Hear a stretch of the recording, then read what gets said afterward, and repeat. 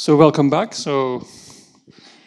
And now for something completely different, we'll talk about cryptographic policy, and it's not what Boyan told you about or setting your crypto policy for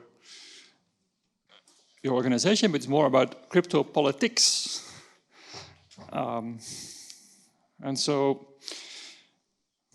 in fact, I gave a similar talk with this title, The Many Faces of the Crypto Wars, and this is what I got from DALL-E as a generated picture.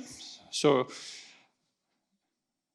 the main message of this talk is that the crypto wars have been very old. I mean, they actually go back to the 1970s.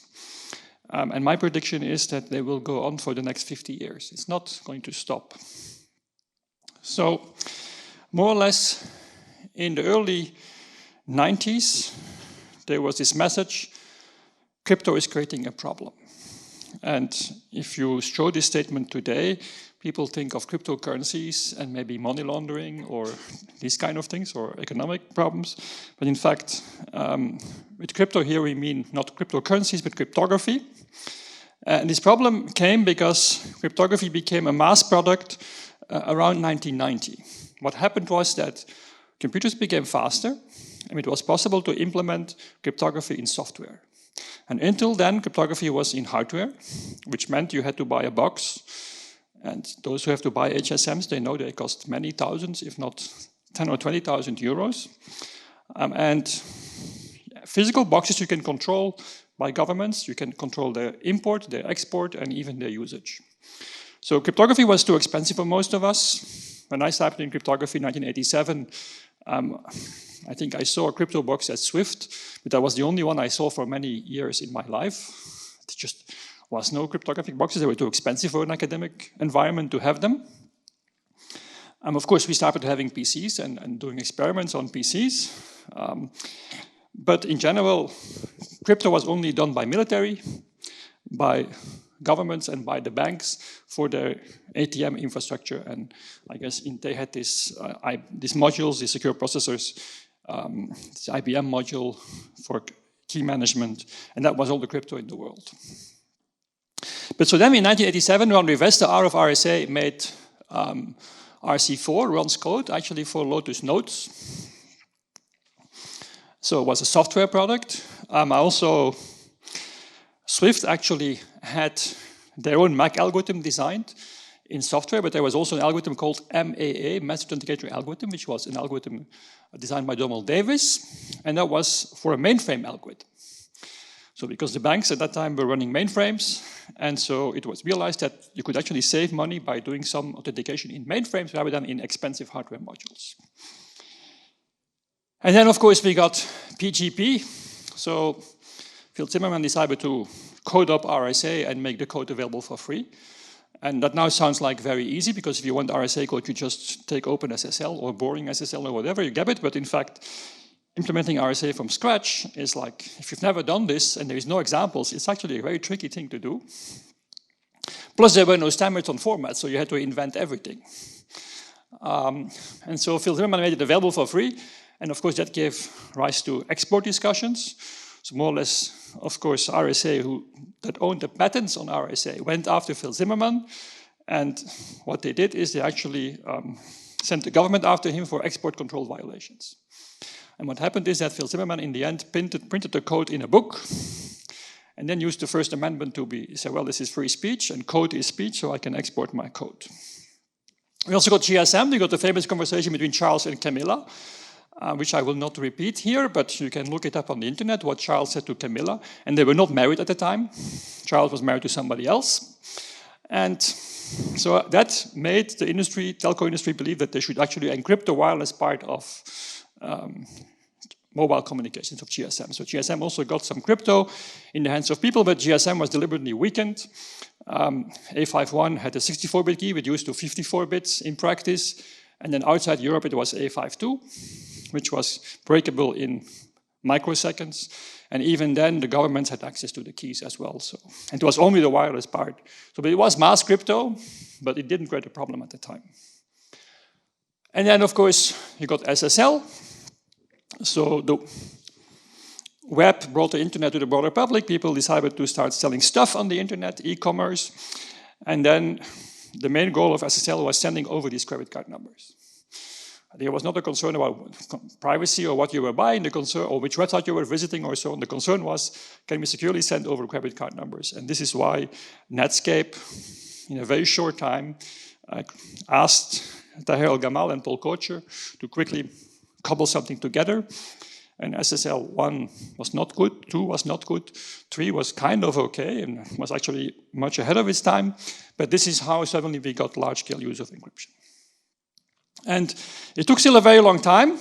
I talked about the problems in the web ecosystem. A lot of it was still very weak, and there were still many issues. But then the Snowden revelations came, and then Let's Encrypt started offering free certs for domains, not for organizations. So they don't check who's really behind the domain, but they just issue the certificate for a domain.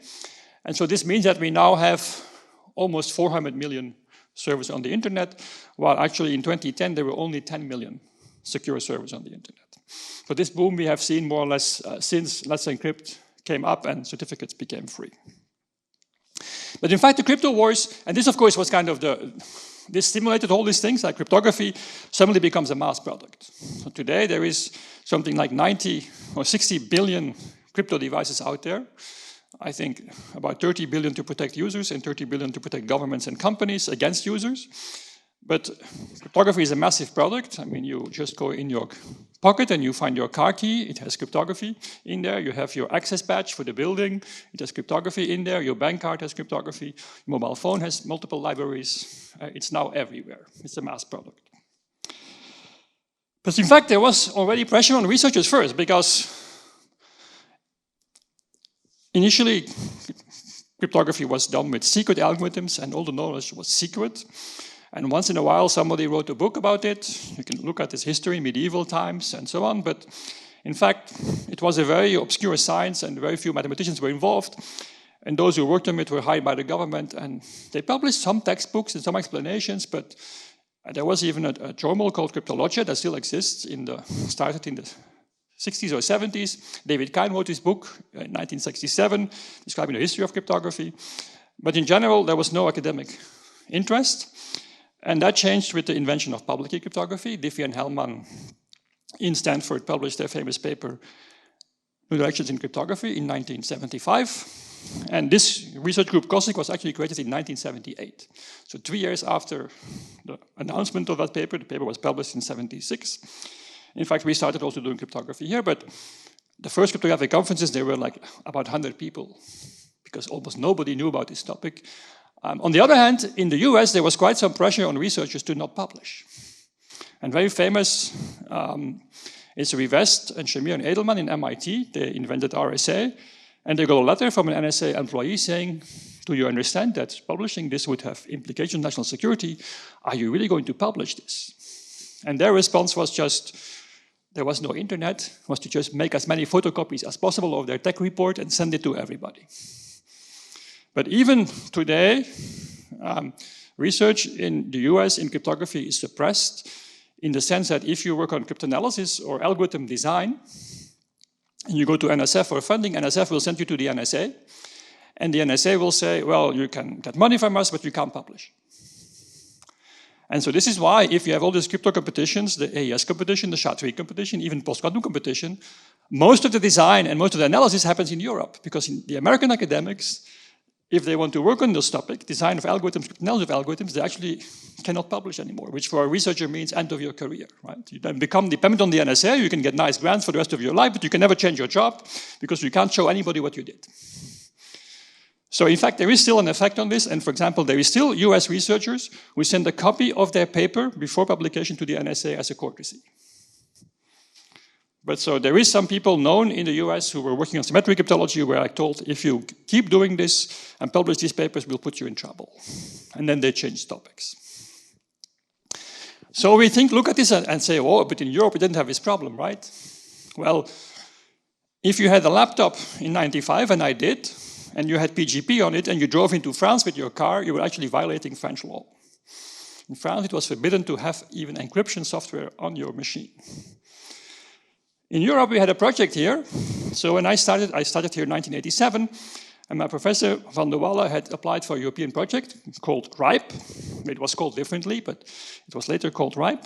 This was part of the RACE program.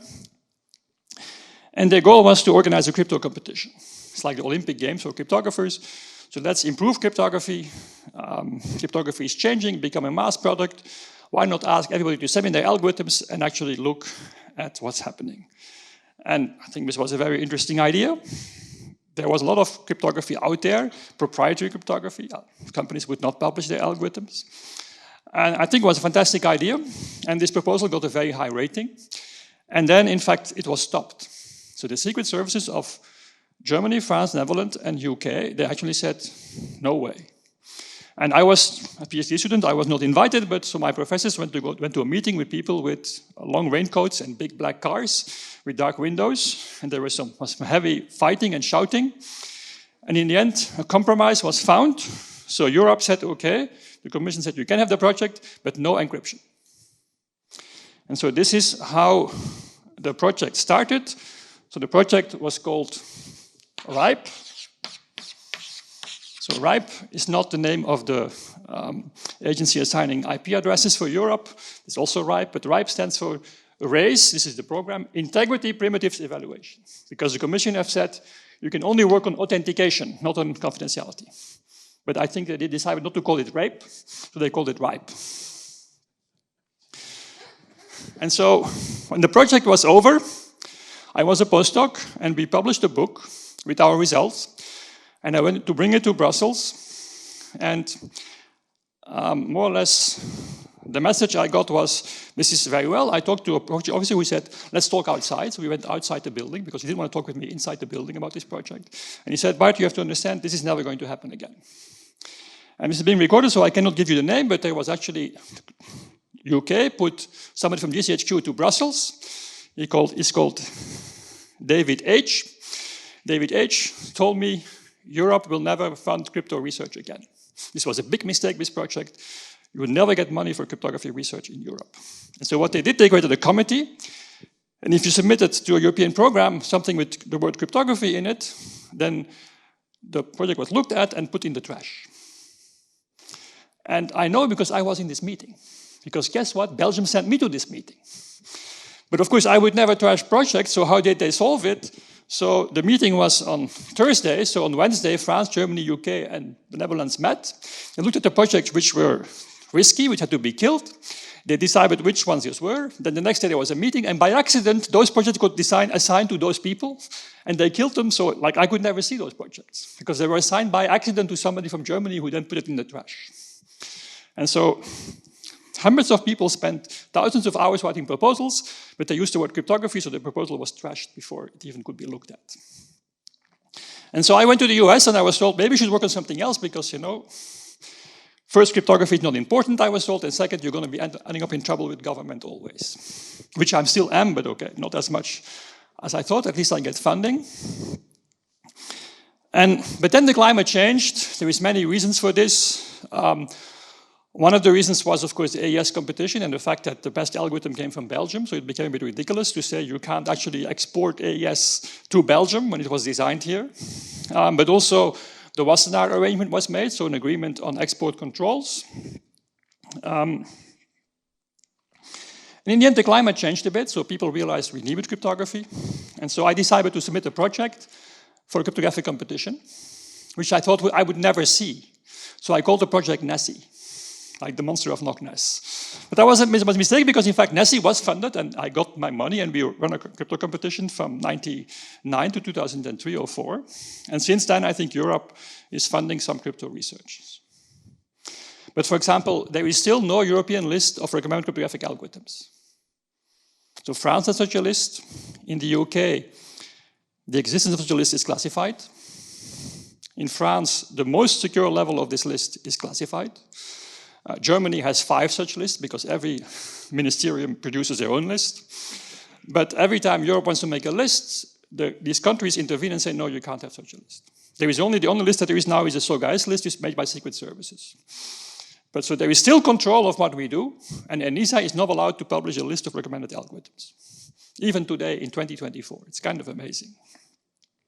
And by the way, I will not say much about other countries, but I once had dinner with the president of the Chinese Association for Cryptologic Research. And this person was a very interesting dinner because this person was not a scientist, was somebody appointed by the Communist Party, and this person didn't speak a word of English. So we had a translator to entertain us the whole evening. To give you an idea that the state control is not only in Europe and US, it's also in other places. It was a bit longer than I thought, but so people think the crypto war started in '93. What happened is that AT&T decided that, in fact, when business people were traveling, this was a security risk because they were eavesdropped by the French and the Chinese and the Russians, and they should actually build a device with triple DES. At that moment also phones became digital, so you actually got a digital signal out of it, so you could actually put it into a small box, and that would be used to encrypt phone calls for business people. And the US government panicked and said this is going to be used by terrorists and by drug dealers. So we have a solution here. The NSA has designed the Clipper chip. We have a similar product, but the government has a copy of the keys. And the academics were very upset. The NGOs were very upset. Industry was very upset. So in the end, people found flaws in the proposal. And by the way, also, Mikhail got a lot of money because he had a patent on this kind of technology. That's the first cryptographer who made real money with key escrow. But in the end, the proposal was killed. So with this RSA conference, there were these big posters in '94, '95, Sync Clipper. And so we were very proud because we thought we won the crypto war, and the crypto war was now over. No more government crypto with secret algorithms and backdoors. Of course, in practice, the US government passed a law, the Communications Assistance for Law Enforcement Act, which forced operators to give access to calls. And even today, calls are not encrypted. So law enforcement today, one of their big concerns is that in the next version of 5G, finally, calls will be encrypted end-to-end. But even in 5G, if you make a call today, the wireless part is encrypted, but the wired part is not encrypted. And so this is a big threat for law enforcement that they will not be able to eavesdrop anymore. It was extended to VoIP. Europe also passed lawful interception. For example, there was a Council resolution, 95, and lawful interception as an interface was added to 3G. It was not there in 2G, but 2G was so bad that, anybody could intercept it anyway. But for 3G, in fact, it has such a law enforcement interface. And more or less there is access, but you don't need key escrow because there is no encryption. So you don't need to do this. And then in 2006, Europe voted Data Retention Directive, which more or less, if you've been paying attention to Snowden documents, so there was a big outrage in the US because Snowden revealed that the NSA collected metadata of Verizon customers. And this data was put into the co-traveler program. So the co-travel program can find out who's traveling with whom in the same car or in the same train or who's sitting in the same house, because based on your location data, you can find out who's together. So if you have one suspect terrorist, you can find the whole network based on this program. And why were the Americans upset? Because the NSA actually also collected this data for Verizon for American citizens. And this was where there was a big outrage, and the Europeans say, oh, this is scandalous, look what the NSA does, they collect metadata and about American citizens. Well, in Europe, we have a directive which forces all the operators to collect metadata on every European citizen. And I'm pretty sure, I don't have hard evidence, that this data is shared with UK and Americans. So in fact, what the Americans are not allowed to do in Europe is in the law. So people went to the highest European court, and in 2014, the highest European court says, collecting all data about everybody all the time, just in case they're criminals, is actually against human rights. It violates the right to privacy. You can't do this. So this directive has been destroyed, but for example, what happens in Belgium? In Belgium, a new law has been approved now, which says we collect not about everybody all the time and everywhere, only in the neighborhood of stations, schools, police buildings, prisons, hospitals, airports, a radius of 2 kilometers. There we can collect metadata because that's what we need. So in the Ardennes, there is some places where there is no collection of metadata. There is also no wireless reception probably. And so now it's very funny, but of course it will take probably €500,000 and 5 years of legal fighting to get the highest European court to say to destroy this law again. So it's so important to police forces that they're doing everything. I think it's ridiculous. Everybody agrees it's ridiculous, but they got it through Parliament. The Privacy Commission said it's ridiculous, but it was approved in Parliament. So this is where we are. So we should not point too much fingers. And again, so there is a new working group since last year at the Commission called Going Dark. You'll hear that term before. Then one of the concerns is potential encryption end-to-end in 5G. The other one is loss of access to metadata. They're really concerned that they will not have this anymore. So then things settled down. So more or less we thought we won the crypto war as academics, naively. And then the Snowden documents came, 2013. I guess you know what's in there. More or less you see that there is massive surveillance of everything in the cloud, but also all communications. And if you're a specific target, you actually get maybe special malware to your device. By the way, also Obama said, we will stop collecting information from friends of friends of friends. We will only collect information from friends of friends. Now, I have bad news for you because I really have bad friends. And I see also Harry is in the room here. So by being in the room with me and Harry for an hour, you're now a friend of a friend. So if you were not on their list yet, you will be on their list now. Okay, you're now a friend of a friend. This is how it works. So that made quite some impact, but more or less we found out that the NSA has information access to anything. Also GCHQ has access to everything. And we also know, as I think I mentioned on Monday, that the Germans actually give data on their own citizens to actually get this search engine called Tempora in the case of GCHQ, XCore KCD in the case of NSA. They have this kind of Google of the intelligence. And to get access to this, European countries give their data to our friends. But in spite of this, law enforcement still keep complaining. And so we have the case 2015 of FBI versus Apple. But in fact, there was already some talk going up. So Mueller, I guess this is now a very famous name, given the Trump investigation, the Russia investigation against Trump. So more or less a complaint about the growing gap of law enforcement doing their job. Then Comey came, the one who was fired by Trump. He actually said, we're going dark. He coined the phrase going dark, or he was the one who really used it. He said, we don't want backdoors, we want access to the front door. He was very honest and open. We're cloud in transparency. We don't see backdoors, we want front door access to everything. It's more or less the same thing as the Going Dark committee in Europe is now saying. So it's very interesting that US and European law enforcement say the same thing. The only difference is that in the US they don't get it, in Europe we actually give it to them. That's the difference. So Cameron actually questioned whether people should be allowed to have curtains in their rooms and their houses. That's more or less the translation of what he said. Should be allowed to have curtains? I don't know. The industry, of course, was still much up and against this. They made statements, and Obama said, well, we're not going to touch encryption. And even the former NSA directors, they say, well, in fact, use end-to-end encryption. Society depends on it. We need it for critical infrastructure. And anyway, we NSA, we can get your data anyway. We have other ways to get your data. So encrypt everything, it's fine. Of course, FBI is not happy with this because they don't apparently have access to the data. And especially not the Americans, because the NSA, of course, they think that everybody uses encryption, it doesn't matter because we get the data anyway. And officially, the NSA cannot touch American data. Then we go to Apple versus FBI case. So what happened is, in 2015, this guy killed 17 people, injured even more. He destroyed all his devices except an iPhone 5C, which was actually government property because the guy was a government employee. It's kind of unbelievable. So he destroyed all his devices except for this one, and the FBI said, we want access to this device. Okay? So they used a law from 1789 about iPhones, the All-Writs Order, which more or less told the US federal magistrate judge that they should actually get access, and Apple said no. Any iPhone users here? That feels good. Apple protects you against the FBI. I have bad news. Apple gives you data to the NSA, but not the FBI. Very good.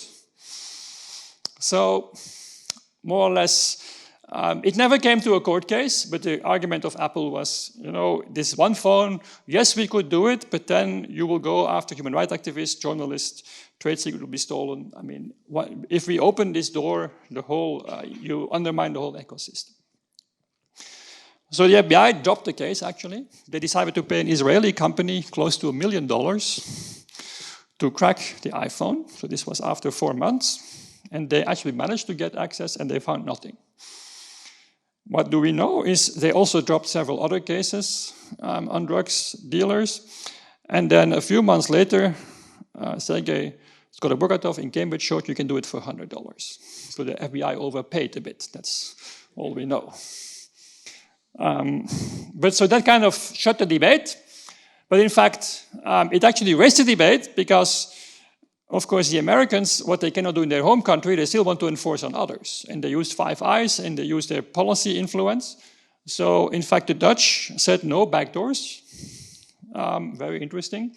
The Commission said we're strongly against backdoors, and they keep repeating that.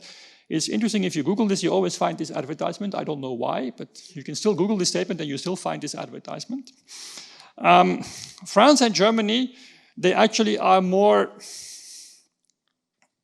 kind of ambiguous, especially France. So they actually sometimes push for limits. The current government also has given in. Germany actually in general is in favor of encryption, but at that time, 2016, they were actually also inclined to do this. Australia, they're very direct. They say, the Prime Minister said, the laws of mathematics do not apply in Australia. Okay, and so they have a regulation which more or less says that if the Australian government, if you do some stuff and that we think you need to get access, they can force you to put a backdoor in your product.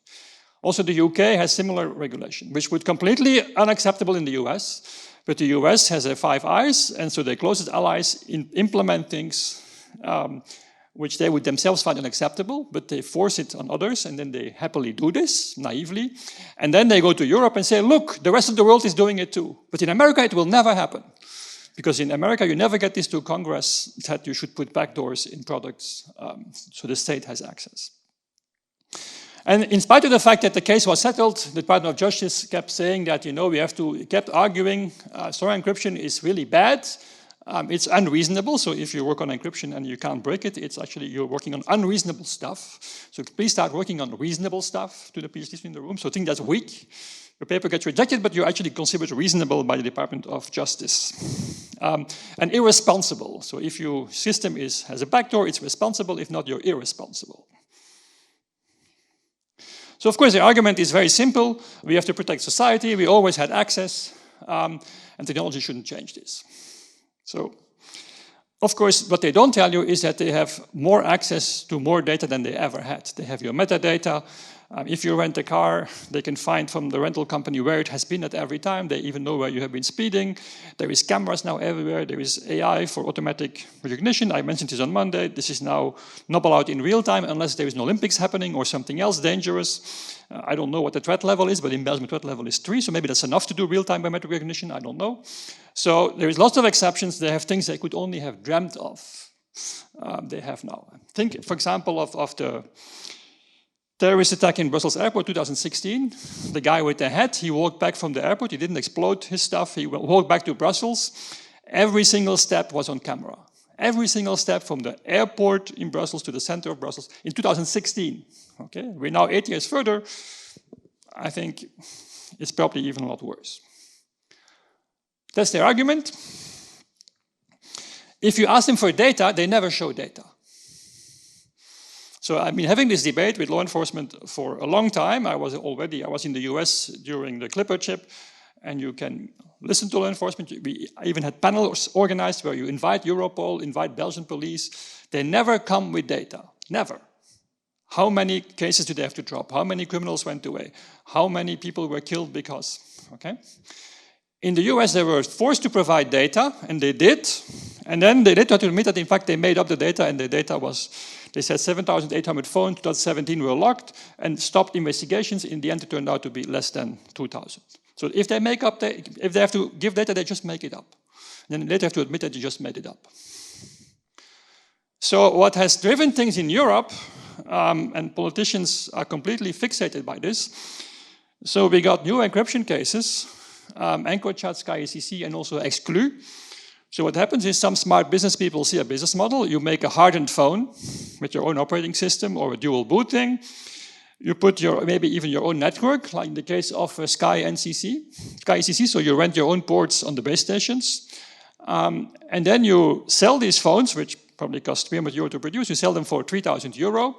And a subscription between 500 and 1,500 euro per month. And you tell the organized crime that this is a phone that cannot be tapped by police because it is very much hardened and it has end-to-end encryption. And so what happened is, in the last year, several times police managed to detect, of course, everybody who has such a phone is by definition a criminal, because who else can pay so much money for phone service? Okay, they managed to actually hack the central server, find out where it was, hack the server, I think in one case probably with the help of the hoster of the service, and then actually do a software update to all these phones, and then they were able to see things in real time. And the problem was that what they saw was so illegal, torture, killings, and whatever, that they actually had to stop very quickly, because the policemen cannot stay and watch people are getting killed. So by law, they have to actually stop it. But so more or less, based on this, now the police and all politicians believe if you can break encryption, you can solve organized crime. And of course, SkyECC, I believe that about 1,000 people in Belgium have been arrested. And probably a large fraction of them is probably quite guilty and will end up in jail for a while. But I'm not an expert, I don't use drugs, but I don't think the pricing of cocaine in Antwerp has changed since. I think this is like removing some water from the sea, you know, very quickly there is no water in place. It's like, I'm not saying that they shouldn't do this, but it's not that they've actually solved the problem. But now the politicians believe if you can break encryption, then you can arrest 1,000 drug dealers. By the way, in Belgium it was also very funny. The police had to do some analysis to read the messages, and they said, in the media, we're going to read your messages. If you're a SkyECC user and you're not a criminal, please tell us, then we will not read your messages. I mean, like, really. They have a sense of humor, but they were serious, apparently. So, more or less, the answer which or the message you get is, well, you guys created this problem, why don't you solve it? Okay? So, the next FBI director just says, you know, if we can build driverless cars, well, I don't think we can. I just saw a picture of in San Francisco, a driverless car drove into the wet concrete, which apparently is not good for a car.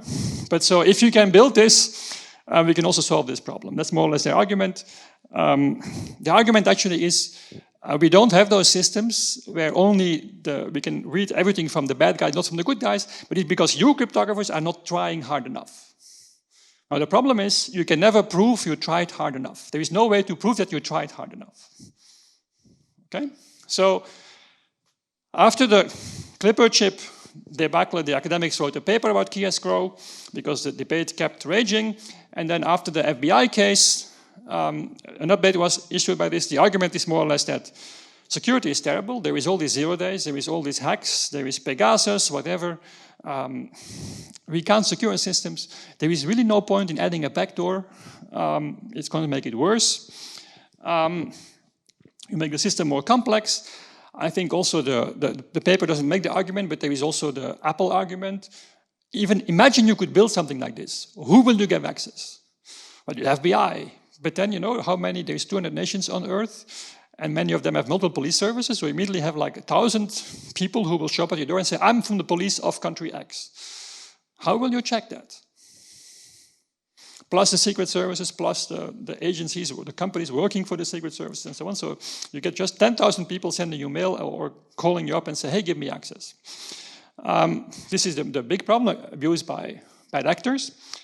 The most baffling example there is Juniper. So have you heard of the Juniper case? I think it's actually shocking. Okay, so what happened is the NSA backdoored a random number generator so that if they saw in IPsec or in SSH the random nonce going from Alice, from the client to the server, then from the nonce they could derive the state of the random number generator and then predict the key that would be generated. This was based on the backdoor in the random number generator. We knew about this backdoor, kind of. There was a paper about it, a presentation, but nobody thought that anybody would roll out such a random number generator because it was slow, was based on elliptic curves, and complex. But then the NSA paid companies to introduce this. So they spent tens of millions of dollars to companies to take their fast, secure generator, replace it by this one. And so Juniper actually also did this. But then the incident was made public after Snowden, it was leaked, And then Juniper kind of bypassed the generator, but it was done in such a clever way that you thought it was bypassed, was not bypassed. But so due to some clever things, in fact, it was still backdoored. And how do we know this? Because all the firmware of this Juniper OS are public. And so people looked at those and compared all the versions. What they then found was at some stage, the backdoor of the NSA was replaced by another backdoor. Okay, so some other nation managed to penetrate Juniper's supply chain systems, their software-based system, put in their version of the backdoor in. And the response by Juniper was just to put the original backdoor back and have a new version of the operating system with the original backdoor. And the amazing thing is that this was in the press, there was an announcement about this, but people still buy Juniper stuff, and this looks like people still behave as if nothing happened. Right? It's kind of, well, kind of clear evidence that there is a backdoor, the backdoor is abused. So what was always announced would happen actually happened. There is other problems, and of course the bad guys will use something else, right? If you're really bad, you're going to use SkyECC. Of course, the bad guys now have learned they should not use SkyECC. They have to use more clever things. If you buy a 3,000 euro phone with 1,000 euro per month subscription, you're going to draw the attention. You should not do that. You should be smarter and use other stuff. But I'm not sure whether my job is to advise the bad guys. Let's advise NGOs and other people, but there is ways like network level privacy to actually protect yourself. So more or less, there is no solutions. This is not, there is no solution. It's not because we didn't try hard enough. It's just there is no solutions. It's a too hard problem. So people tried, of course, because people try to get rich. If you find a solution to this problem and you can convince the government and industry that you solved the problem, you're going to get rich. So there was this early work as a consequence of the Clipper chip, which was kind of revived by Wright and Varaya in 2018, where more or less the idea is you give part of the key to the government. And so that means that they cannot break everybody's keys. They have to put some effort in there. It kind of works, but it's not clear this works because you have to assume, we have to know how much budget the NSA has and the government has, and if they build bigger computers, you have a big problem. Ray Ozzie, a high-profile person, made a lot of noise saying, I have a solution. And what I heard is he gave one talk where his proposal was completely destroyed by the audience. He also got an interview with Wired, but this is 2018, and since this talk, we never heard of Ray Ozzie and his solutions anymore. I think the most reasonable solution is Stephen Savage. That is for the problem of the iPhone. The police has a device and they want to get access. How can you get access with the help of Apple without endangering the other phones? And I think it's not a perfect system. It still has many problems, but it's kind of at least an honest attempt to do something that could be reasonable. It's of course a very narrow problem, but I think that's a very nice paper trying to look at the problem and coming up with a reasonable solution, which I think is not good enough. Ernie Brickell, after his retirement from Intel, he went around and said, I've solved the problem. And he gave several talks, interesting talks, but when you asked about the details, I'm still working on this. And I'm still waiting for the details from Ernie. So if you're watching the video, Ernie, please send them if you are done. I'm really looking forward to this. There's some other people who made announcements. What we also have seen as academic researchers is a response on the other side. For example, Moti Jung and others worked on anamorphic encryption, which is kind of encryption where if the government comes and asks for your key, even changes your key, you can produce a reasonable plain text, but you can always make sure they don't find the real plain text. So you can actually add a feature to your cryptography that there is two keys, the fake key and the real key, and so it's more like the defense on the other side to show that whatever governments, even if you get all the keys, we can make crypto systems where you still will not get the plain text. More or less, of course, that's research doing an effort in the wrong direction. But more or less, I don't think you can say that people haven't tried. Right? People have tried, and people even tried to get rich with it, and they failed. So that's not so good. Okay, so the debate or the argument of, well, the first criminals were the academics, right? Remember, the first crypto war. The Clipper chip was about organized crime, and police said drug dealers are going to use encrypted phones, and in fact we found out they would, and we found out in fact it's not good for them, it's a bad strategy.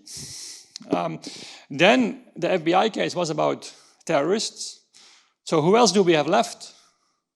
We have the scientists, the most horrible people in the world, the drug dealers, organized crime, terrorists, the pedophiles. We forgot the pedophiles. This is the last argument because it seems that we have not been able to win the war, so now we go after pedophiles. I'm not suggesting that this is not a serious problem. It's a very big problem for society, and there is horrible things that happen. You don't want to know about this stuff. But so it's now used by law enforcement to actually go after encryption. And this is called chat control regulation, although the name no longer applies. And the official name is child sexual abuse regulation, CSAR actually. And the child pornography itself is called CSAM, child sexual abuse material. So this is the most recent crypto war that started a couple of years ago. Again, it's very interesting. It was announced by the Americans. So all these things actually start from America because they know that they cannot get those systems in the US through. Maybe the next administration can, but at least the past administrations, there is no support for this. You can spend 10 billion on an agency like NSA to spy on everybody else. But if it's found out that we spy on Americans, then they have a problem because, as I told you on Monday, Americans have human rights, and they're the only ones in the world who do. The rest don't have human rights, so you can actually spy on those. So, but they started working about it, so you see that this is a statement by Department of Justice, Attorney General Barr, sexually exploited children are showing up. So they found a new battle in the crypto war, shift the battle now to the children, and more or less we have to get access to this stuff. Okay? So what is happening today? Today there is a system for this. So there's an organization called NECMEC. This is the counterpart of Child Focus in Belgium. So they kind of worry about missing children, abused children. And what they do is they collect images of CSAM, and then they give them to providers like Facebook and Google, and they ask to check whether they can find these in their systems. And if so, the people are reported. Now, and there is a company selling tools for this called Thorn. Well, it's a not-for-profit, but apparently the employees make very high salaries. It's a company of Ashton Kutcher and Demi Moore. And they've been heavily lobbying in Europe, also with the commissioner. There is evidence of this, that they've been doing heavy lobbying to get their systems used. So what do their systems use? They do a system actually developed by a professor from Berkeley and Microsoft called PhotoDNA, because the problem is there is a few million of those pictures. You can't give them to Facebook because it's illegal to possess those pictures. So you can't give them for comparison. So what they do is they hash the picture, and Facebook gets the hashes only. And so if you use Facebook Messenger, every time you send a picture, the picture is hashed and compared against this stored database. And if there is a match, you will be reported. And apparently the number of matches goes up very quickly. So this is the excuse to say the problem is very big. Now the problem is of course hard because it would be very easy to make a color picture black and white, the hash will be different. You change one pixel, the hash will be different. This is why PhotoDNA has been designed. PhotoDNA is a special hash function called perceptual hash. There has been research on this since the 90s, where if you more or less see the same picture, you get more or less the same hash or the same hash. The hashes are much bigger than cryptographic hashes, but the idea is that any similar picture will also be flagged. The design is secret, and if you would know the design, you can break it. So it's okay, because Facebook gets the hashed pictures and the hash, and they can do their job, and they will not make the design public. So it kind of works. And so the argument made by child abuse organizations is that the number of detections goes up, which just means there's lots of idiots, because you really have to be an idiot to share CSAM material using Facebook Messenger when you can use WhatsApp, which is end-to-end encrypted.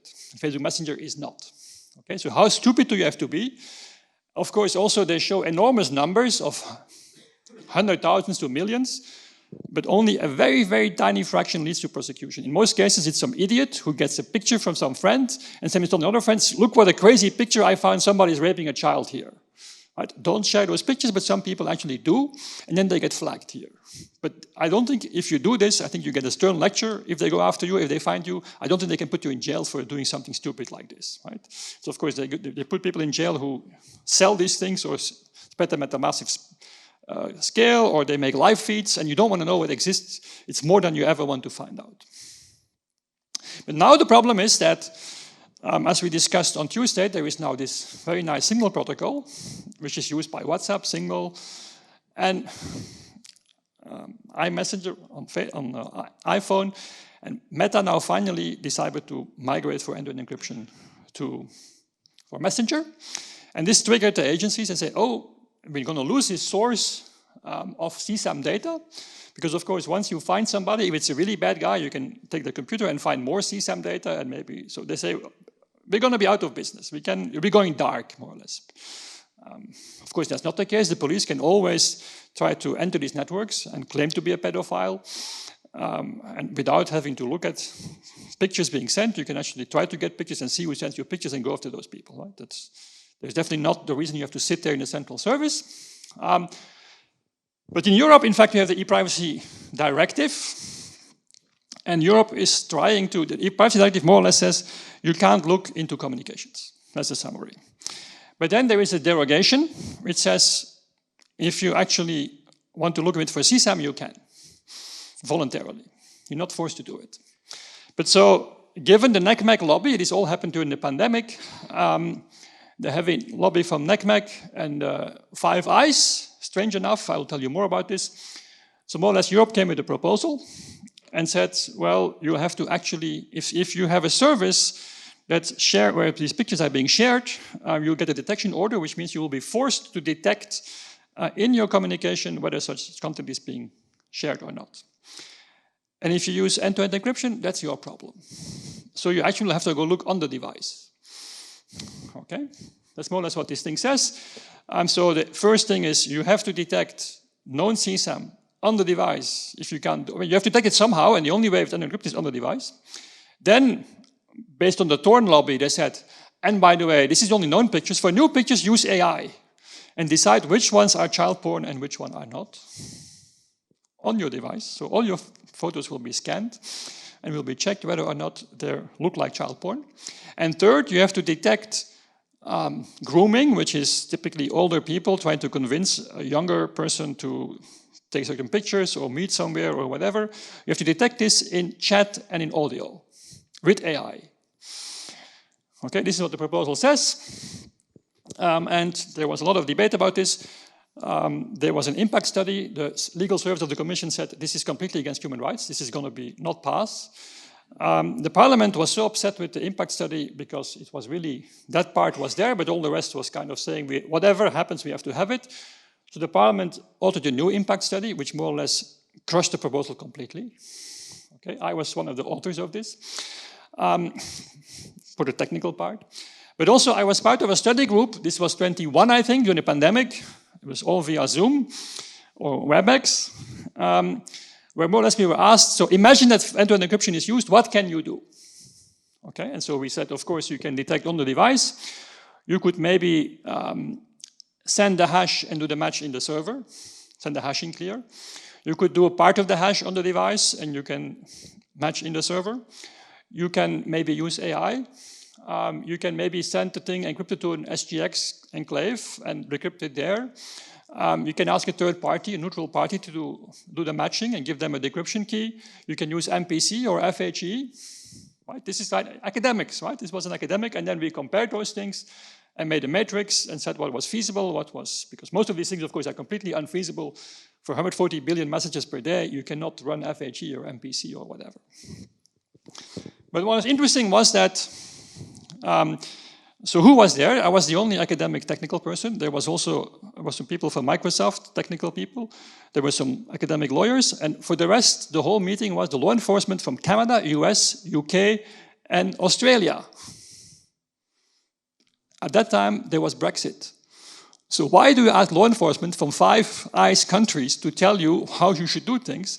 Because both Microsoft and me, we said that there should be a ninth option, namely do nothing, because all of the above sucks. Okay, but that option is not withheld in the report. And also the report is online, you can find it. My name is Amit, but I don't really agree with the content because, for example, also we gave scores, and these scores were all a bit shifted thanks to the police services in can be done, more probably realistic. We think it can be done, or you don't think so? Well, the other thinks so, we're actually going to leave it there. So this kind of thing happened. But more or less the parliament said, or the legal text says, oh, we're not going to tell you what to do, but here is a document that can give you some guidance. Right? So it's technology neutral, what also Ilias discussed yesterday. So there was a lot of fight about it. The academics got really upset about all this. And we wrote open letters. And the parliament paid attention and they voted it down. So the parliament actually voted no. But then in February, they voted for a new derogation, which means that as a telco provider, you can still, or also over-the-top provider, you can still look for CSAM if you want to, for the next 2 or 3 years. So which is also not seen as a really good idea, but at least, because the problem is that Europe can't get consensus on e-privacy regulation. They're already trying for 10 years, and the real problem is indeed, can we have encrypted communication or not? And the member states can't agree. So, of course, the real problem is that, first, this doesn't work, okay? So, I think I saw a very interesting announcement. So, there was a press release from child protection organizations, and they were saying, like, be careful with sharing the pictures of your kids on the beach because some pedophiles kick on them. So this is very interesting because it actually makes the point we've been making for a whole year, that actually for a pedophile, a child porn picture or just a picture you take from your children actually is the same thing. Which means if you're going to train AI and you take pictures of your children, you actually be reported to the police. Right? So in fact, the problem is that even humans can't tell whether something is child porn or not, because for some people, everything is child porn, which, you know, is part of daily life, unfortunately. So how you think AI can do this? Okay? And then Thorne said, oh, but we actually have a solution. It's only 10% false positives. And then we told them there is 140 billion messages. 10% false positives is 14 billion per day. Maybe 1 in 1,000 is in the EU, 14 million per day. The answer of the EU was, oh, we're going to hire 2,000 people to look at all those pictures and decide which one are the bad ones or not. Okay? And then what's very interesting, then Europol said, no, in fact, we want everything. We don't want only the selected pictures, we want all the pictures, because you never know what can happen. Okay. So the other problem is birthday paradox. In fact, Apple made a proposal, neural hash, where they published a perceptual hash, and within a few days, people showed that you can take 2 pictures. I guess for some people this is child porn, but I can't show real child porn on my slides, obviously. But those 2 pictures actually have the same hash. So you can actually send somebody a picture of a dog, and they will be flagged by the system. And you can do this to 1,000 friends, do it again to 1,000 friends, then there will not be millions of alarms, there will be billions of alarms in Europe. Even Microsoft Photo DNA, the description is still not fully known, but people can break it. For example, you can show that once you have the hash, you can run an algorithm and you can kind of find out what a picture is. You can find out what is 1 or 2 people, whether it's on the beach or in the mountains. So these hashes actually leak information on the input, which is also problematic. But more or less, the problem is you can't do this. We don't know how to design such a hash function, and Europe will put it in every phone. So every researcher will get access to it, will break it, and then the whole system is going down. The other problem, of course, is that we start with child porn, but of course, once they have it for child porn, they will have terrorism pictures and drug dealer pictures.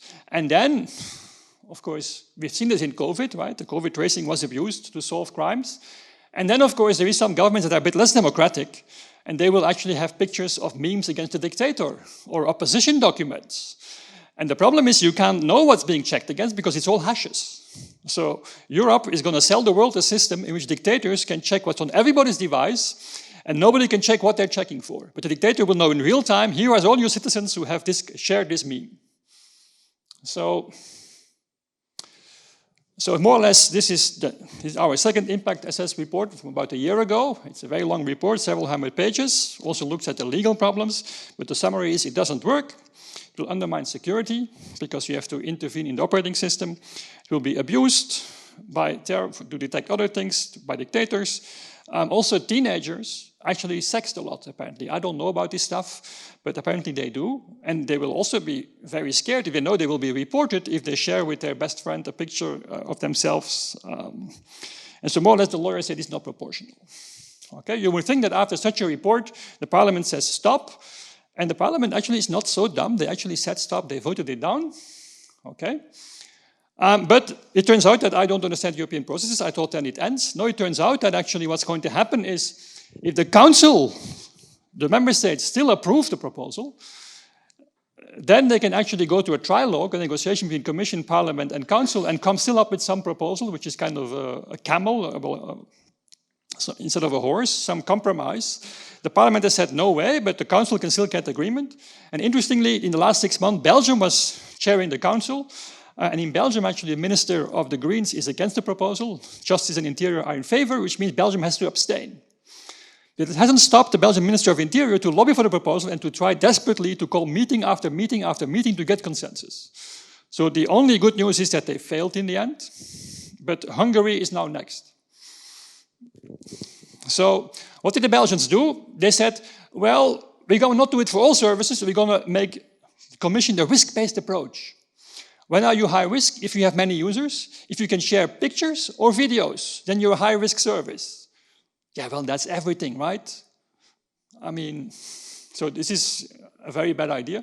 They gave up on grooming because they realized that there is really zero scientific evidence they can detect this. So in fact, chat control is now a bad word because chat control, they can say, has been removed. There is no chat control anymore.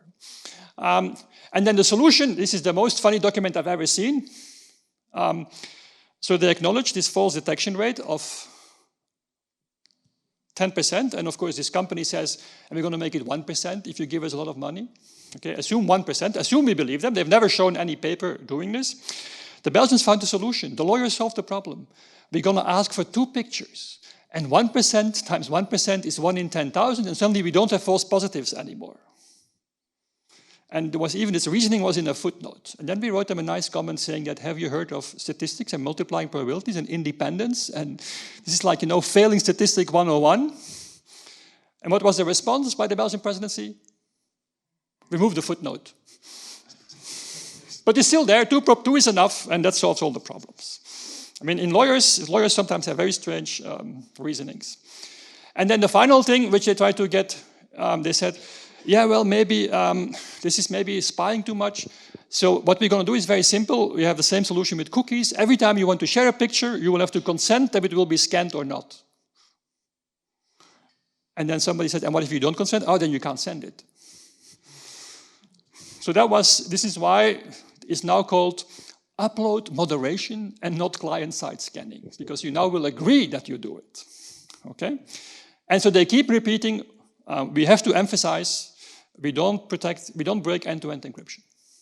So they keep saying, we don't have backdoors, we don't break end-to-end encryption, we protect the encryption. For Belgium, encryption is important.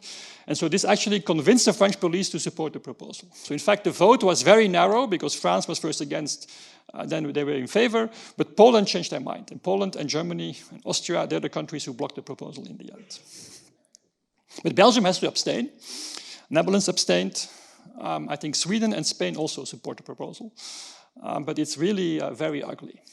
So I'm getting out of time, but more or less Apple made a proposal, very interesting, great mathematics, great scientists, but of course their neural hash was broken. And then Apple actually got a lot of criticism for all the reasons I explained to you, so they withdrew the proposal. And very surprisingly, a year later, they actually explained why they withdrew the proposal, which Apple never does. So Apple actually said such a system would be way too risky to ever even build in any device because of all the abuse. Which is something interesting, so Apple chose a side. So what should we do? Are there other options? Well, the problem is, and I will have to be a bit short, but the problem is that if you've been paying attention, it was first about telephony access, then voice over IP, then it was access to metadata, then it was confiscated devices. So in fact, law enforcement has more and more settings where they have problems, and they always go after one setting, and they use the arguments in the other setting. So there is never a clear debate about all these things. And law enforcement doesn't say, this is all what we have, this is all our threats, and this is what we have to do.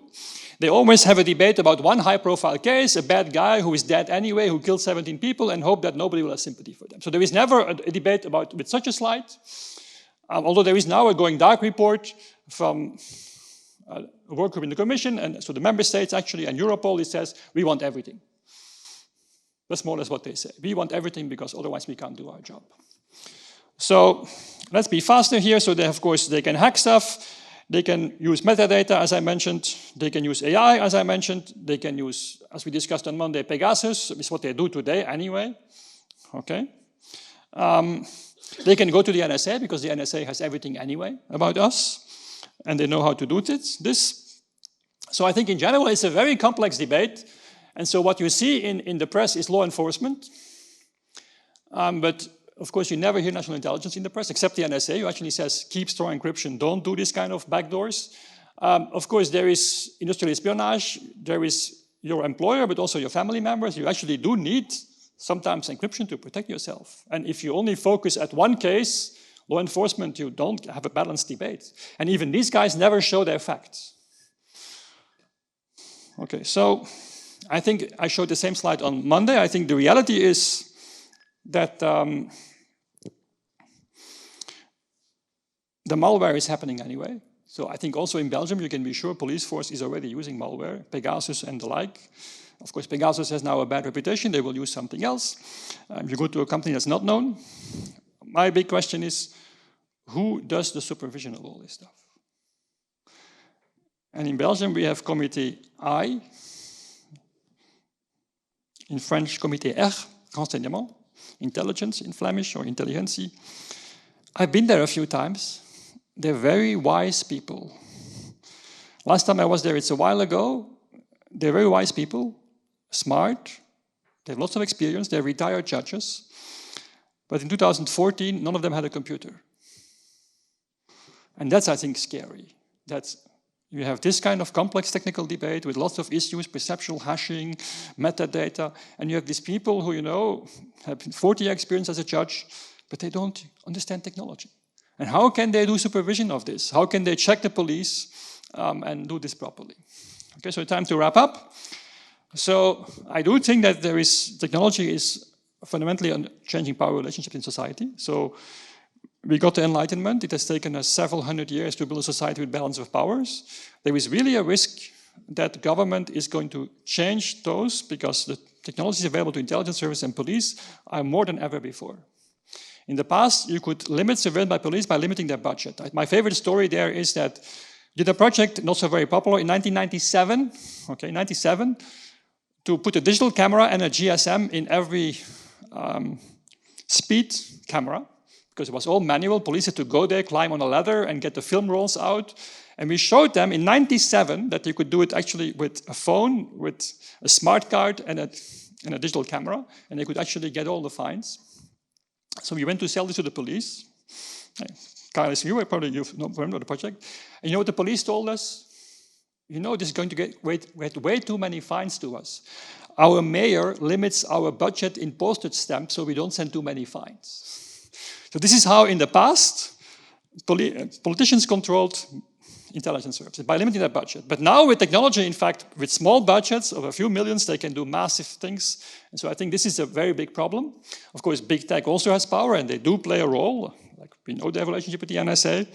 And of course, the military now, also the Belgian military now is 200 people. And you know, they come to talk to all the students and they say, come to work for us, because if you work for us, you can do things which are illegal elsewhere. That's their way to attract young people, which I personally, people smile, but I find it actually scary if you think about it. Right? And of course, it's with good intentions, but think about it, right? You take the smartest people and you teach them how to do illegal things. And then the question is, who will supervise them? So I think that crypto wars will continue. My prediction is at least 50 more years. And so in Europe, there is actually a wave. So there's still CSAM is still not on the table, and there will be a new wave of regulation coming for all the rest, more or less. So we'll still be busy. For example, Europe will have a digital wallet. This is the debate of the month. So Europe has a digital wallet in which they said in the law it has to be unlinkable and privacy friendly. And now the first architecture, reference architecture, is public, and what it does not do is protect privacy properly. And so we as academics, we wrote a report. I made only a very modest contribution, but there was a technical report saying, look, you should use anonymous credentials. It is a widely understood solution. It exists there for 20 years. Here are the libraries, here are the standards. And the answer was, yeah, but this is going to take us time. We really want to move on and implement what we have. So it's going to be very interesting whether or not we will win this debate. But so it's a debate on all fronts, and I guess we need everybody to engage in this. But I hope that you get a bit of a perspective that this is ongoing and this will not stop. And I think the people like you who understand technology have to get engaged. You can write letters, you can join or help organizations like EDRI or others. But you can also talk to your neighbors and your friends and your family members and explain them about this problem, because I do think it's actually a very big societal problem. I don't want to take more from your lunch, apologize for that. I just get too emotional about it or too enthusiastic. Have a nice lunch and see you back at 2 o'clock. Okay.